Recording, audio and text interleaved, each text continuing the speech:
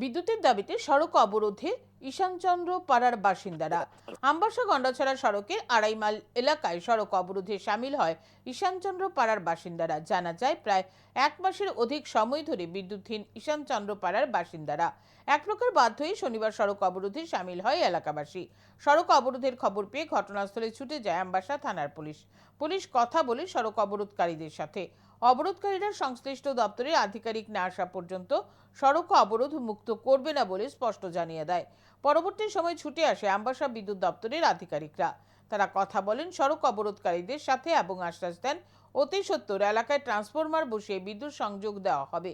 তারপর সড়ক অবরোধকারীরা সড়ক অবরোধ মুক্ত করে দেয়।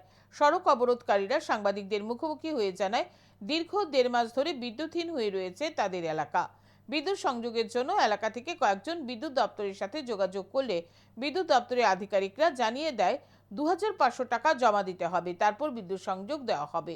বিদ্যুৎ দপ্তরের আধিকারিকরা এই কথা বলার পর এলাকাবাসীরা সকলে মিলে বৈঠক করে সড়ক অবরোধ করার সিদ্ধান্ত নেয়। এই সিদ্ধান্ত মোতাবেক এই দিন তারা সড়ক অবরোধে সামিল হয়।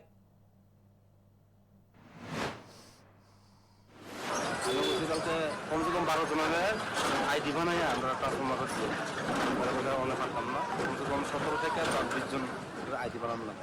ঠিক আছে, প্রশাসনের কথা কইছে, আমরা আইসি বাড়ি আইয়া কথা কইছে, তাহলে মহিলারা বসে আমরা মানছি না।